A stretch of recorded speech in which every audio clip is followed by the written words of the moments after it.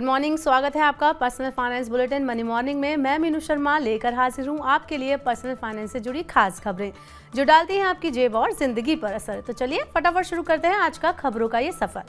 SBI की अमृत कलश special deposit scheme अभी बंद नहीं होगी। एसबीआई ने अमृत कलश एफडी स्कीम की आखिरी तारीख को एक बार फिर से आगे बढ़ा दिया है। 400 दिन वाली इस खास एफडी पर निवेशकों को ऊंचे ब्याज के साथ कई अन्य फायदे भी मिलते हैं। एसबीआई अमृत कलश में निवेश करने की आखिरी तारीख 15 अगस्त थी, जिसे अब दिसंबर तक बढ़ा दिया गया है। अब निवेशकों को स्कीम में निवेश करने के लिए 4 महीने का और वक्त मिल गया है। इस एफडी का निवेशकों को मासिक, तिमाही और छमाही आधार पर ब्याज भुगतान की पेशकश की जा रही है।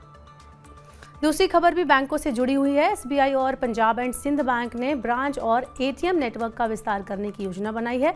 एसबीआई 300 नई ब्रांच खोलेगा। पंजाब एंड सिंध बैंक की योजना अपनी ब्रांच की संख्या को डबल करने की है। नई शाखाओं के खुलने से एसबीआई का घरेलू नेटवर्क 23,000 ब्रांच तक पहुंच जाएगा। पंजाब एंड सिंध बैंक भी चालू वित्त वर्ष में 50 नई शाखाएं खोलेगा। बैंक ने एटीएम नेटवर्क को दोगुना करने की भी योजना बनाई है।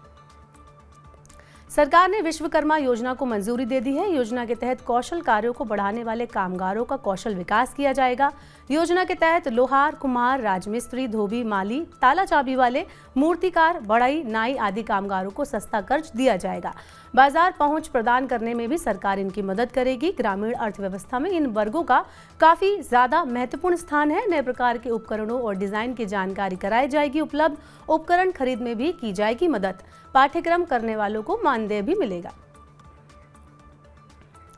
देश भर में होगा अब ई बसों का संचालन। सरकार ने सिटी बस को सुविधाजनक बनाने के लिए पीएम ई बस सेवा शुरू करने की घोषणा की है। व्यवस्थित परिवहन सेवा की कमी वाले शहरों में शुरू की जाएगी ये योजना। 3 लाख से 40 लाख की आबादी वाले 169 शहरों से किया जाएगा 100 शहरों का चयन। इन शहरों में 10,000 इलेक्ट्रिक बसों का इस्तेमाल होगा।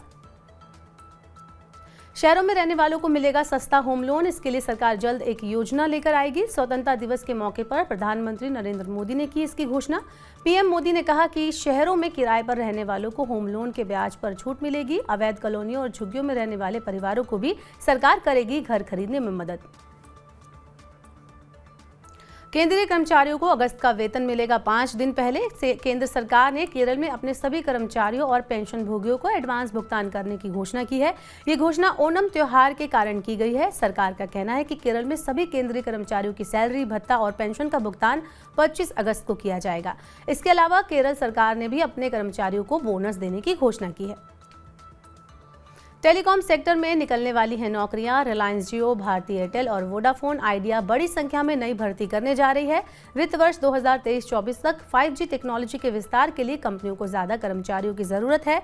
देश में 5G के विस्तार के चलते हायरिंग्स की संभावना बढ़ गई है। देश में ट्रेनों का परिचालन होगा और ज्यादा सुगम। सरकार ने भारतीय रेलवे की 7 मल्टी ट्रैकिंग परियोजनाओं को मंजूरी दी है। इस योजनाओं का करीब 32,500 करोड़ रुपए खर्च होंगे। इन परियोजनाओं से भारतीय रेलवे के वर्तमान रेल लाइन क्षमता बढ़ेगी, ट्रेन परिचालन सुगम बनेगा, भीड़भाड़ को कम करने और यात्रा को आसान बनाने में मदद मिलेगी। देश के 9 राज्यों के 35 शहरों से जुड़ी इस परियोजना से रेलवे के वर्तमान नेटवर्क में 2,339 किलोमीटर नई रेल लाइन जुड़ेगी। गो फर्स्ट एयरलाइन की उड़ान सेवाएं अभी कुछ दिन और रहेंगी सस्पेंड। एयरलाइन ने 18 अगस्त तक अपनी विमान सेवाएं रद्द करने का किया ऐलान। वित्तीय संकट में फंसी गो फर्स्ट का परिचालन 3 मई से बंद है। डीजीसीए ने एक गो फर्स्ट को परिचालन फिर शुरू करने की सशर्त मंजूरी दी है, लेकिन पैसा न होने की वजह से कंपनी अभी तक अपना परिचालन शुरू नहीं कर पाई है। दिवाला प्रक्रिया में फंसी होने के कारण यात्रियों को कैंसिल टिकट का रिफंड मिलने में भी परेशानी हो रही है। उत्तर प्रदेश में बिकेगा आज सबसे सस्ता टमाटर। नेपाल से आयातित 5 टन टमाटर रास्ते में है। इसकी बिक्री गुरुवार को उत्तर प्रदेश में 50 रुपए किलो के भाव पर की जाएगी। एनसीसीएफ उपभोक्ताओं को नेपाल के टमाटर की बिक्री रियायती दर पर करेगी। टमाटर जल्दी खराब हो जाता है, इस वजह से देश के अन्य हिस्सों में इसकी बिक्री नहीं की जा सकती।